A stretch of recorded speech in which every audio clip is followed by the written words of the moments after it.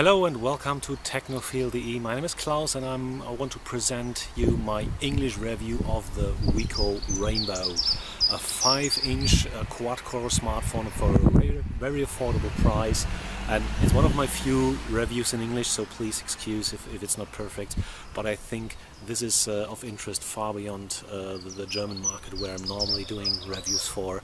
I've got quite a few questions in English on the phone, like could you give me some more details, like now, well, here they are, here's my review on it. So first of all, a little bit about the specs of the phone, a little bit of presentation of the phone, then I'll do a quick first verdict of the phone to give those who don't want to see a very long video my review, my verdict. And afterwards we're going to go a little bit more into the details. We'll put it right in front of the camera and I show you a few of the software features and also the body in a little bit more detail. So let's have a look at the phone first and the specs. It's a 5-inch phone, so rather large. If you're into that, really great. It has an HD screen, so the 720 by 1280 pixels resolution. It boasts a quad-core CPU with 1.3 GHz. That's a MediaTek MT6582. So the rather new generation, which is quite fast and quite efficient. Given that, I can already tell you it has an Antutu score of a little bit above 17,000 points, so that's quite okay. What else do we have? We have 4 GB of memory, extendable with microSD card, officially up to 32 GB. I tested it with a 64 GB card and it works fine. And it has 1 GB RAM, an 8 megapixel camera here at the rear, and on the front a 2 megapixel shooter for selfies and video chats. I think that's the main features that we have. Two more really interesting aspects that I didn't mention yet. First of all, the price. Here in Germany it's available for 159 euros including all taxes, and that's one of the really most affordable phones in that category, with a quad-core CPU, HD screen, 5-inch screen size. So that's a really good price, a really competitive offering. The second thing, and you've probably already seen that, is the colors. This one is the pink version. There are 6 more really shiny colors. So there's a neon yellow, a turquoise bluish one, a red, there will be a violet, which is currently not yet available, at least here in Germany. But for those who don't want to have such an very attention-attracting color, you also have black and white versions. So that's the look around the whole phone. Let's come to my verdict. I think especially for that really low price of 159 euros, it might be different in other countries, don't blame me for that if it's different in UK, Romania or wherever else, that depends on taxes. But for that price it is a really great phone. It has some minor flaws, but nothing that's really a showstopper, I would say. I'll come to that later. But overall it has a really good quality. It feels really sturdy, really nice. It's not the thinnest phone, but it's fully okay. As I said, it feels sturdy that way. It is very nice to hold in your hand. It has those nice colors and a nice design. You see, for example, here that the speaker is picking up that color again. That really looks nice, I think. It has a very good performance, of course not comparable with the current top phones that cost like 3-4 times the price, but it's more than enough for almost anything that you would like to do it. You can do games, you can of course browse the web and read email. You don't need a quad-core CPU for that anyway, but you have a lot of power in that phone. So I haven't actually played a game or done anything that was not fluent on that phone. The overall performance, as I said, very good. Let's come to the few flaws that it has. One thing that I just recently detected after I did my German review is that YouTube is not running very well here. That's really surprising. YouTube movies have a very low frame rate, look a little bit like stuttering, and also the picture is not in sync with the sound. That's a big pity. And actually, interestingly, with other applications, for example, the Wondershare player is also able to directly play YouTube videos.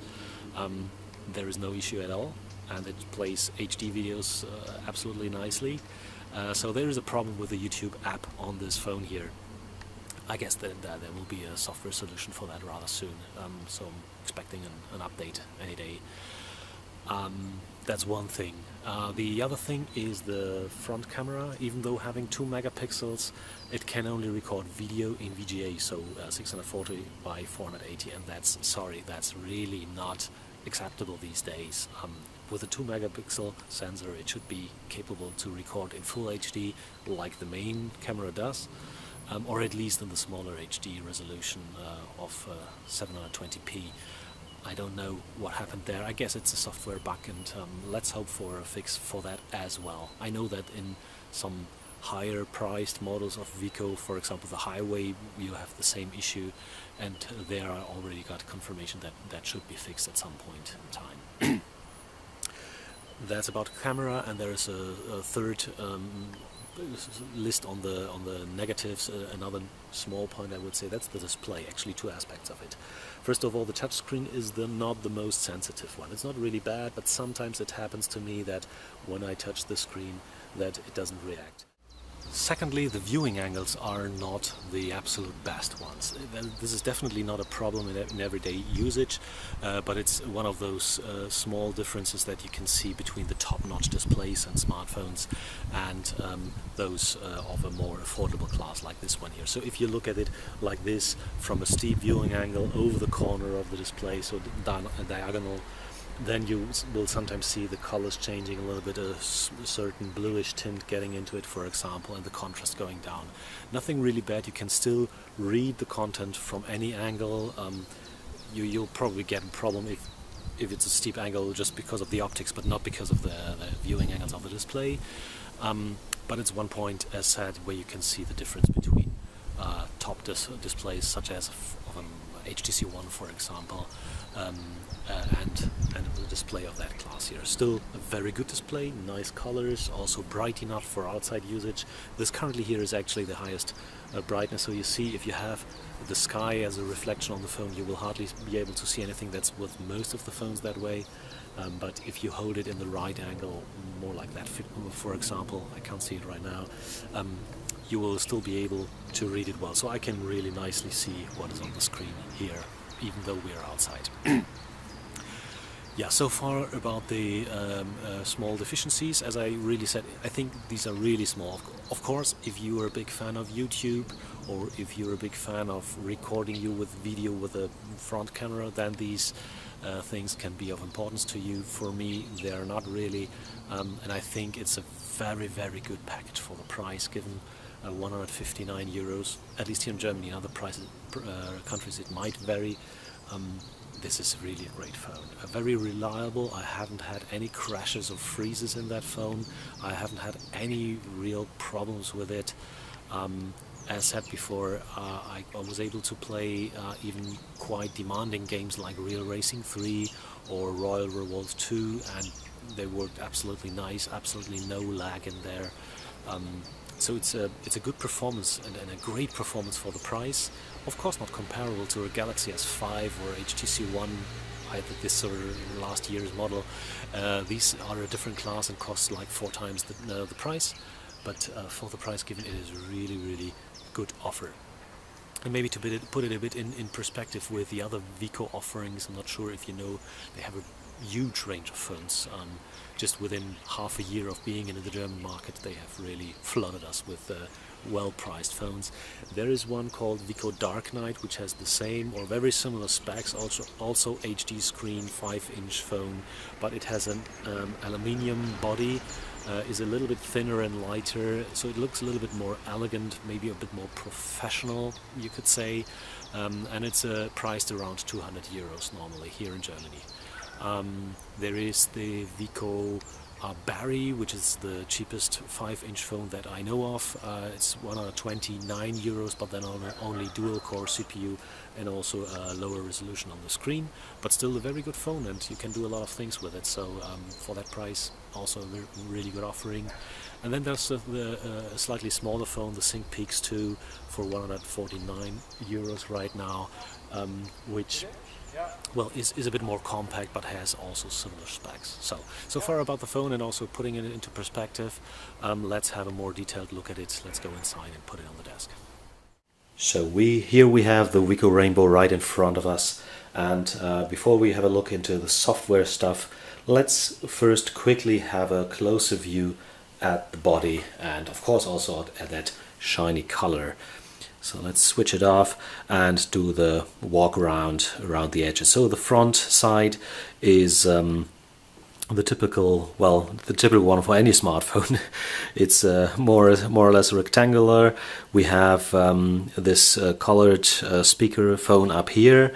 We have the 2-megapixel camera here on the front, the Wiko logo, and the 3 capacitive buttons for menu, home screen, and back on the bottom. The rest of the front part is black, but you can see a colorful frame from the back plate, so to say, here already from the front. Let's have a look at the right hand side. Here we have the power button. It is actually a shiny one, while the rest of the back side is a soft touch material, but it looks quite nice, and it also feels quite good. It's solid, it doesn't move a lot, and has a nice feel of pressure. On the left hand side we have the volume rocker in the same style, also shiny. Here on the top we have the micro USB port. That's a bit unusual and inconvenient sometimes, but well, depends on how you use it. So if you use it in the car for navigation, it's a bit strange that you have the cable running all the way up to the phone and then in the plug here.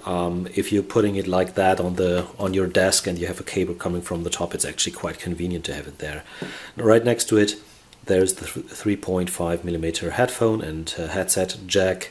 It accepts the standard headsets from Samsung, HTC, BlackBerry, and so on. With an Apple EarPod, for example, the microphone won't work. And of course, Sony and Nokia phones will need an adapter, or Sony and Nokia compatible headsets will need an adapter for anything else than just the earphones to work. Yeah, on the lower end we have basically nothing, just the little hole for the microphone for telephony. And let's have a look at the colorful back side of this phone. It is it's quite plain. There's not a lot of stuff on here. Here's the speaker, which is actually quite loud and has an acceptable quality. Of course, it's nothing like hi-fi and nothing like the boom sound from HTC One, for example, but okay for let's say if you're alone in the hotel room to have a little bit of music, or for watching YouTube videos and so on.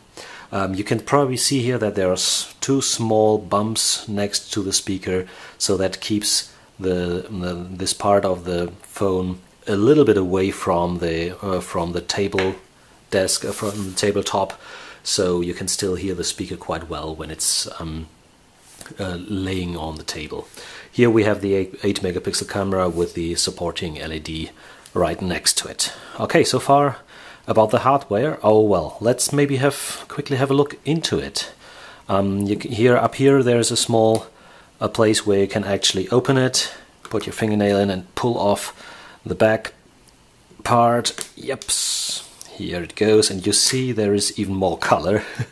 I'm not sure if that's exactly the same color as the bluish turquoise that you can also buy. But anyway, that really looks colorful. So we have the 2 SIM card slots here. They are both they have the same, let's say, priority. It doesn't matter where you put your SIM cards. Both of the slots are UMTS or 3G capable. It depends on the settings which is actually using that feature then. Right here to the side you have the micro SD slot. You see there is currently one inserted here, and yeah, the rest is what we saw already, besides the chassis actually being also very colorful. To remount the plate, there is actually a quick explanation here, but I can also show you that. Put it in at the bottom first, then push down, and that's it. Okay, so now let's have a quick look at the software and some of the settings and so on. First of all, we have a quite standard Android experience here. There are rather few modifications that we will find The main stuff of that being in the settings menu, and the most important part, of course, being the SIM management. That's the first option in the menu. So right now I have only one SIM card inserted. That's a bit unfortunate, but well, anyway, you can see that we have these 4 options here for voice calling, video calling, messaging, so SMS and so on, and the data connection.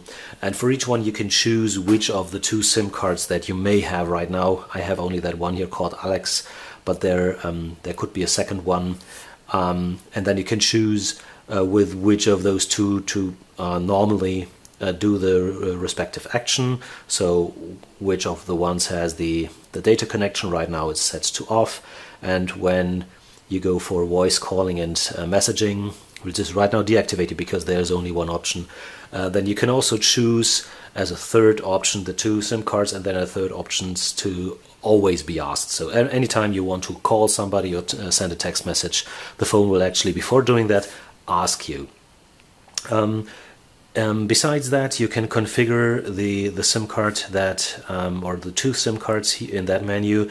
You can edit the name. That's what I have actually done here.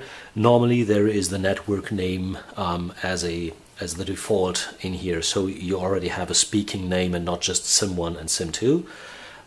You can actually enter the phone number of that phone, of that SIM card, so it will also be used in some menus and may help you to identify the SIM card. You can select a background color. There's just 4 colors to choose from, but anyway, you can assign one of those 4 colors, and this way recognize your SIM card even faster. And you also see here in these bars indicating how good your reception right now is. The same color as here is used. So if I switch that to green, for example, you see that up there also changing to green. With a second SIM card you will have the second symbol up here. Okay, so far about the dual SIM management. There is one other nice feature around here, that in the contacts you can actually assign SIM cards to each single number that you have in the contact. So you can say that, for example, you're normally calling your wife with your private SIM card and your boss with your business SIM card, or things like that. Well, in many cases maybe that's just one person. Okay, jokes aside. Another thing here, the most of this menu is standard Android stuff, but the audio profiles is something that is also specific to MTK or MediaTek driven phones. And the same here. You can define your own profiles, and you can also choose from 5 standard profiles and can modify them. So you can, for example, choose different ringtones, and that's a nice thing here that not all the MediaTek phones have. You can actually choose different ringtones for SIM1 and SIM2. It's not perfectly implemented because anywhere else in the phone you actually have those colors and the names of the SIM cards you use. Here you only have SIM1, SIM2, so it looks a little bit like a quick and dirty job that being added here. In newer versions of MediaTek phones, especially with the octa-core phones like the Wiko Highway, you have a somewhat more elegant way to do this here. But anyway, it's a real good option that you can choose different ringtones. That's one of the default ones. For the 2 SIM cards, especially if you have that scenario using one for business, one for private usage, I think it makes a lot of sense that you can distinguish incoming calls by the ringtone already. There's a few other configuration options here for each of those predefined profiles, for the audio profiles.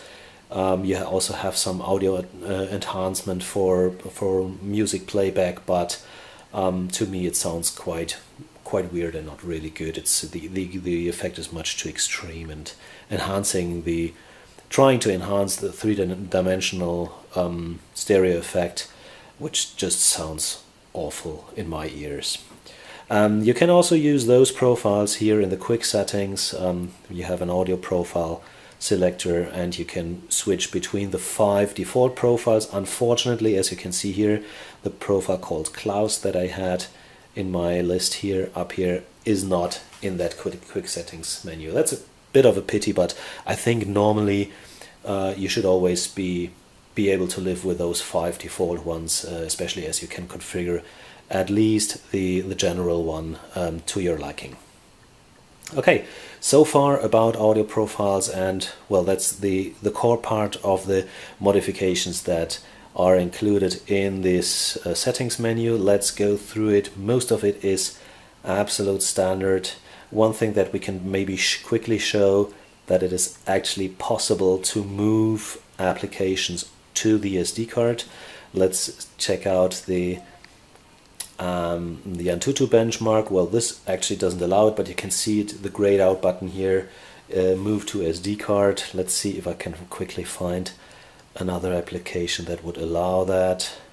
Maybe Kingsoft Office. Yeah, here we have the move to SD card, and you would then see that the app data with more than 24 megabytes, that most of that would then be moved to the SD card, and only a small remainder would stay inside the internal memory.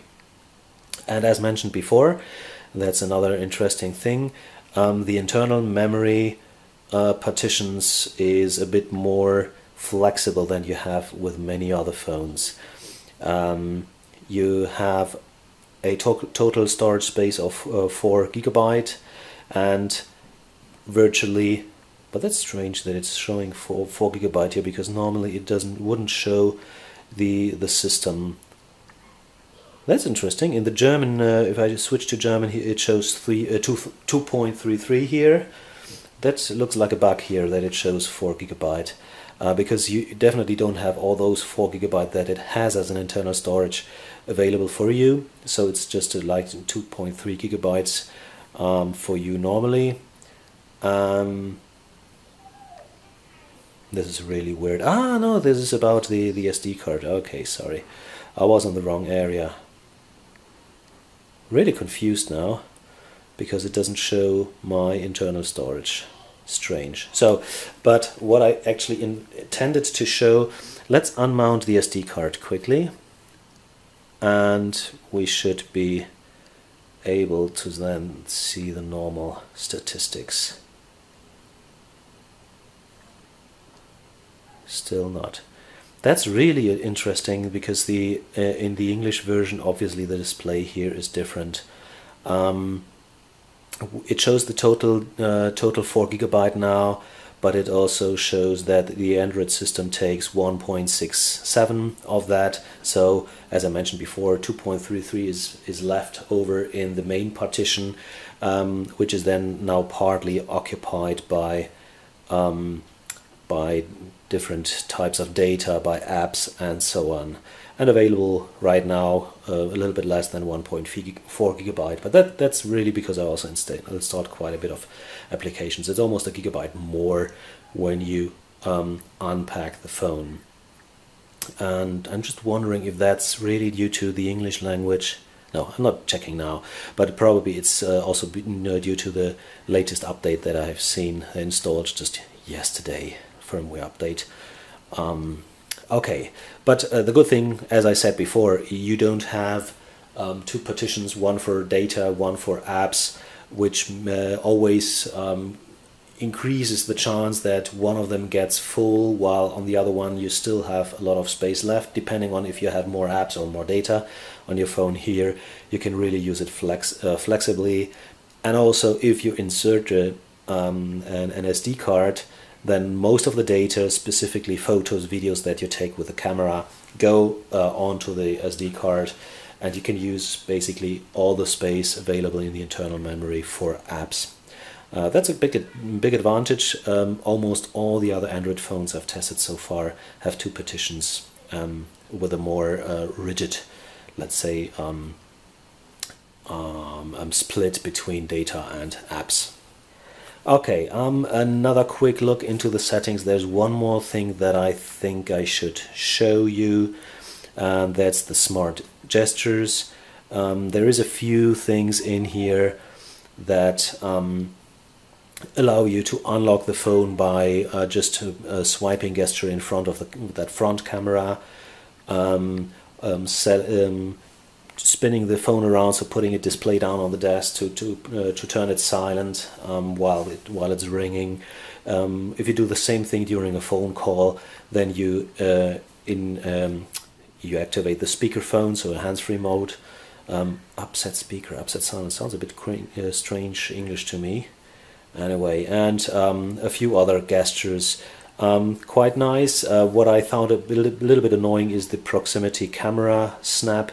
So when you do a movement in front of the proximity sensor here, or while in camera mode, it takes pictures, and that can be a bit annoying because it, when holding the phone like that, taking pictures, you often are here in front of the proximity sensor, so you take a lot of pictures without wanting to. That doesn't work that well, but that's more an issue of the usability and not about the form factors and so on, so not about the software itself. One other point that's nice on the MediaTek phones is the scheduled power on and off, so you can configure it to automatically switch or shut down on, let's say, at midnight and reactivate at 7 o'clock in the morning. If you set the alarm clock to 6 o'clock in the morning, for example, it will still ring at that time. That's really nice. So it will start up automatically to not miss your alarm. As you have probably seen, the performance when swiping through the screens is really pleasant. It's absolutely fluent. There is no lags or things like that. It definitely doesn't feel like a budget phone. It is as as nice as smooth as any higher class phone. There's absolutely no problem here. That really creates a good impression. And if you see a lot of apps installed here right now, that's mostly the stuff that I have installed. So the phone comes with only a few extra things like a to-do list and a notepad, a file manager, and that's almost everything already. Anything else was installed by myself or is more or less the standard Android stuff. One thing that they also add on top is the touchpad keyboard, which is a nice keyboard that supports swipe-like gestures for swiping your words. That's quite nice, and I actually like that keyboard. Yeah, so far about the software features of the phone. Let's have a quick look at the screen. I mentioned that the viewing angles are not perfect, but they are quite okay. If you look from the top, almost nothing happens. If you go over the corners diagonally, also not a big change. Here you see some yellowish tint, and here it's a bit more like bluish, a little bit cold tint, but that's it. So it's, as you can see, even from this angle, if the perspective would allow, you could still read the text. The contrast doesn't go down that much, or it's not even close to get inverted or something else like what happens on other displays. So quite a decent display. So far everything really nice, and for given the price of that phone, it's surprisingly good quality. But I mentioned in the introduction that there are actually a few flaws, and some of them is something that I would like to show you now. For example, if you go into the YouTube app, I mentioned that before, that it is not really working very well, that there's actually lags, stuttering. Oh, that's an ad. Let's skip that one. And that also let's go full screen. So that's one of my German videos.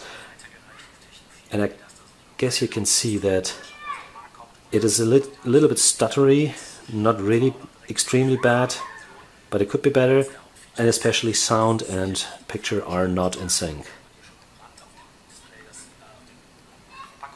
It looks like the sound is always a little bit too late. That's kind of a pity. Another thing is, what is a bit disappointing is the camera. Let's also have a quick look at that. Let's switch to the front-facing camera, Here we go. Hello. And if you look at the settings, then you don't really see that. Oh, why is it so? You see, well, the picture size is now set to 2 megapixels. That's the maximum resolution of the sensor. But if we switch over to video recording, look here, then what we see is the choice of low and high. Low will only be a quarter of VGA, so that's hardly anything to recognize. If in high, it will record in VGA. Unfortunately, you don't see it here, but if we do a quick recording just for testing and look into that, hello, look into the details, then you see here 640 by 480 pixels. That's of course not really what you would expect in a phone in 2014. Especially having a 2 megapixel sensor at the front, that's kind of a pity. We'll see if that will probably be fixed in an update later on. The other one that I mentioned is that sometimes the screen doesn't react as nicely as I would expect. I think that has become better and better. Oh, here you see it. I tapped the screen and it didn't react. Sometimes it still happens, but it has become better. In the beginning, the screen felt a little bit like rough, like the finger was not sliding over it easily. That has become much better, and well, the sensitivity is not the highest one, but it's okay. You get used to that by tapping a little bit more intensively on the screen, and well, worst case, you just tap a second time. It's not a killer feature, but you see that in these high-priced phones, you sometimes have the impression that you haven't even touched the screen and it reacts. Maybe that's even too much of a sensitivity. Well, so far about this phone. Let's come to the final verdict. As I mentioned before, a really good package for the price. Only small negatives, and as mentioned, for example, the YouTube app, the negatives that you have there, you can work around that by using another app like the Wondershare player that I have here. But all the core things and those things that you can not change via software are really good. So the display is okay, the Wi-Fi is really good, the GPS works well, everything is really, there are no big flaws, there's no showstopper for me. So I think this is a really recommendable phone, especially giving the price of 500, sorry, not 500, that would be high, but 159 euros. And right now, until the end of April, actually available for 109 prices, euros in at Notebooks Billiger. You can find a link to that offer on my webpage on technophile.de. That's almost like a gift. So I wish you a nice remainder of the Easter days and hope you enjoyed my video. If so, then please feel free to give me a thumbs up. If you still have questions around the phone, feel free to ask. Feel free to ask in English, German, or even Spanish. I'll try to answer as much as I can. And yeah, and I would be pleased to see you again in other videos. If you'd like to follow up with my videos, you can follow me on YouTube, Google+, or Twitter. Most of my videos are in German, but every now and then, if I see there's a lot of demand, I also post an English one. So thanks for listening, and well, see you soon. Bye.